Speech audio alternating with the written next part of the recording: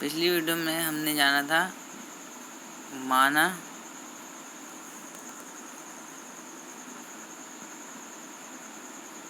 माना गया करदाता क्या होता है, उसका जो है वहन करता है जो पागल हो ना हो। और इस वीडियो में हम जानेंगे कि चूक करदाता क्या होता है। जिन्हें किसी गलती या चूक के कारण करदाता माना जाता है, उन्हें दोष करदाता या चूक के कारण करदाता कहा जाता है, जो गलतियां करते हैं। लाभांश बीमा, उदाहरण के लिए लाभांश बीमा, कमीशन, वेतन आदि का भुगतान करते समय भुगतान करने वाले व्यक्ति या संस्था का यह दायित्व है कि वह आयकर की धनराशि दर से कटौती करके शेष राशि का ही भुगतान करके, परंतु यदि भुगतान करने वाला व्यक्ति या संस्था बिना कर की कटौती किए हुआ भुगतान कर देता है, तो ऐसा स्थिति में भुगतान करने वाले व्यक्ति या संस्था को दोष करदाता या चूक के कारण करदाता माना जाएगा। अतः यह उसकी जिम्मेदारी बन गई कि इस प्रकार न काटी गई कर की रकम को स्वयं अपने पास से सरकार को कोष के में जमा करेगा। आकस्मिक आय की होती हैं जिसकी हमें कोई कल्पना नहीं होती है भविष्य में हमें वो प्राप्त होगा या नहीं होगा। जैसे किसी मालिक है, उसका जो है उसका पुत्र जो है खो गया, और उसका जो ड्राइवर है उसे नहीं पता कि उसका जो उनका पुत्र है वो खो गया है। वो जो है उधर से आ रहा था, तो उसने क्या करा, उसे बैठाल के ले आया, और वो अचानक से इसे उन्हें पता, फिर बाद में पता चली कि अरे ये तो खो गया था, मैं बैठाल के लेके आया गाड़ी पे। और फिर उसने उन्हें जो है मालिक ने उन्हें उपहार में दिया, तो उन्हें अचानक से पता चल गया। अचानक से उन्हें जो पैसा मिला वो क्या है, आकस्मिक आय कहलाएगी, ना कि वो। और यदि अगर वो जो है पहले से बता देते कि यह जो है हमारा पुत्र खो गया है, अगर जो भी इसे ढूंढ के ला के देगा तो ये आय नहीं मानी जाएगी और मैं इतना रुपये दूंगा, पहले से ही बता दिया जाए कि इतना रुपये मिलेगा, तो वो आय नहीं मानी जाएगी। तो आकस्मिक आय में क्या होती है, ये हमें पता नहीं होती कि ये प्राप्त होगा या नहीं होगा, और ये जो है हमें उसका निरंतर बारंबार नहीं होता है। आकस्मिक आय से आशय ऐसे प्राप्ति से है जो संयोगवश पॉसिबिलिटी मिल भी सकता है, नहीं भी, बिना आशा के प्राप्त हुआ हो तथा बार बार ना मिलने वाली प्रकृति का हो। हमने आपको बताया था ऐसी प्रकृति का हो जो बार बार ना मिला हो। यह लॉटरी, जैसे लॉटरी है, लॉटरी की जीत से आए, घोड़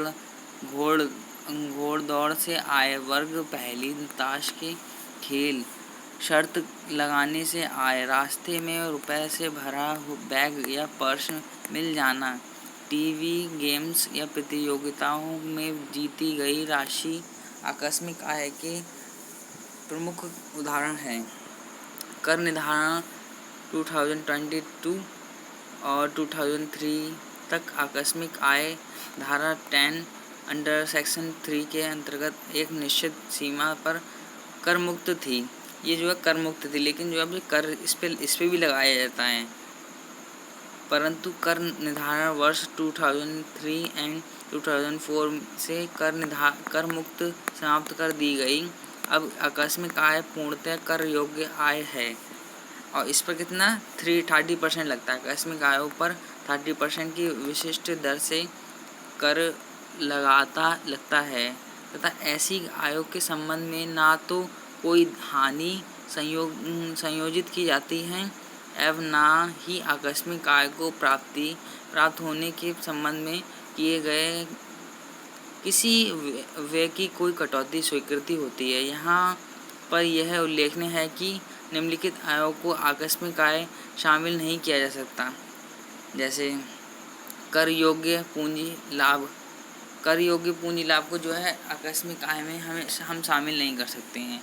और व्यापारी तथा पेशों से उदय की हुई प्राप्ति तथा एक कर्मचारी के परिश्रम से में जुड़ने वाला अन्य प्राप्ति जैसे बोनस, ग्रेट्युटी हमने आपको बताया था। ग्रेट्युटी क्या होता है, जैसे किसी व्यक्ति की मृत्यु हो जाती है तो उसकी पत्नी या उसके पुत्र को जो धनराशि दी जाती है ग्रेट्युटी कहा जाता है।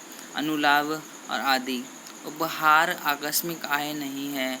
और उपहार जैसे किसी ने टिप्स दी, आपने कोई अच्छा काम करा या फिर जो ड्राइवर जो कोई भी टिप्स देते हैं तो वो उपहार जो है आकस्मिक आय नहीं कहलाई जाएगी।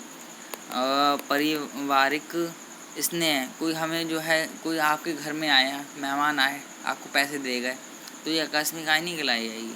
स्नेह तथा प्रेम के कारण प्राप्त हुई भेंट या उपहार को आकस्मिक आय नहीं माना जा सकता है। किसी रिश्तेदार से व्यक्तिगत भेंट जैसे जन्म दिवस या विवाह की वर्षगांठ पर प्राप्त भेंट बार बार प्राप्त प्रति वर्ष प्राप्त होने पर भी कर योग्य नहीं होगी। यह भेंट पारिवारिक प्रेम के कारण दी जाती है। उदाहरण के लिए एक पिता द्वारा पुत्र को, एक पति द्वारा पत्नी को तथा एक रिश्तेदार द्वारा दूसरे रिश्तेदार को प्रति वर्ष कई राशि भेंट की जाती हैं। दिया जाता है केवल भेंट माना जाता है, इसे केवल भेंट माना जा सकता है, इसे किसी भी रूप में आय नहीं माना जा सकता। जैसे हम अपना जो पुत्र है जो है अपने जो उनके पिताजी हैं उन्होंने अपने पुत्र को दिया पैसा, तो उसकी वो आय मानी जाएगी? नहीं मानी जाएगी। आय जो है वो बाहर से प्राप्त होना चाहिए। कहने का मतलब ये है कोई दूसरा दे आए तभी तो आय होगी। एक जो है जो बार चला रहे हैं उसमें जो है सभी जो सदस्य हैं उन्हीं का ही पैसा लगा है, तो ना ही बाहर से पैसा आ रहा है तो कोई आय होगी? नहीं होगी, उसी के लौट फिर के वही होगा। जब वो बाहर से पैसा आएगा, उनका जो जितना पैसा लगाया उन्हें हटा के जो पैसा बच रहा है वो हमें आय कहलाई जाएगी। आय कैसी होनी चाहिए? बाहर से प्राप्त होनी चाहिए। और आय क्या है? एक प्रत्यक्ष कर है जो सीधे व्यक्ति की आय पर लगाया जाता है एक। और आय का संबंध हमारा एक व्यक्ति से नहीं है, एक स्त्री पुरुष या एक अविवाहित हिंदू अभाज्य परिवार से है, एक कंपनी या फर्म से है। आय जो है हमारी केंद्र सरकार द्वारा लगाया जाता है, केंद्र सरकार द्वारा लगाया जाता है। आय जो है गत वर्षों की पूर्व शुद्धि के लिए जो है लगाया जाता है। आय एक व्यक्ति पर लगाया जाता है। तो इसकी सभी हेडिंगें हैं, आपको ये बना के करना है। आगे और बता दें, देखो बच्चों, सेवा के लिए प्राप्त उपहार,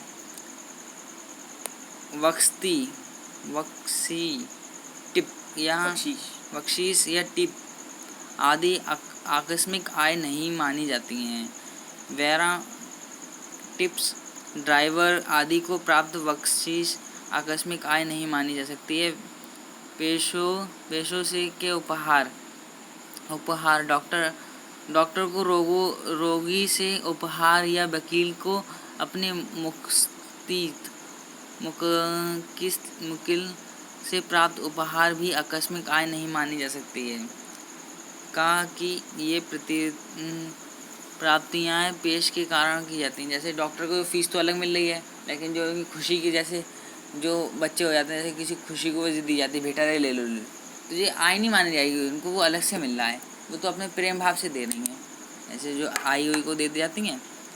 सट्टे के व्यापार से आय आकस्मिक आय नहीं मानी जा सकती, लेकिन जुए से प्राप्त आय आकस्मिक आय की श्रेणी में आएगी। ठीक है।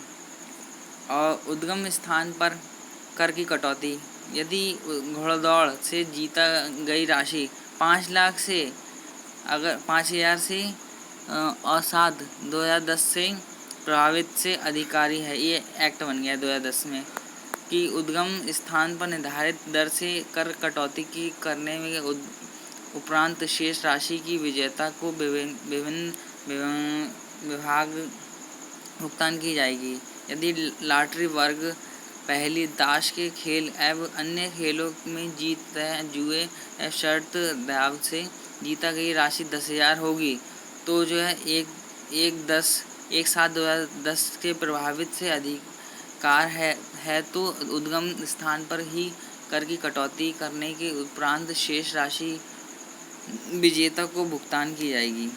ये था। अभी इसके बाद दूसरा जो क्वेश्चन है हमारा लॉन्ग टाइप से, प्रत्यक्ष करदाता एक व्यक्ति है परंतु प्रत्येक व्यक्ति एक करदाता नहीं। इसके लिए बात ठीक है।